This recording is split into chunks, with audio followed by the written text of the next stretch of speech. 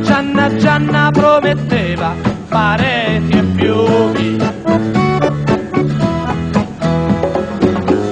Gianna aveva un coccodrillo e un dottore. Gianna non perdeva neanche un minuto per fare l'amore. Ma la notte la festa è finita e viva la vita. La gente si sbatte, comincia un mondo diverso, ma fatto di sé.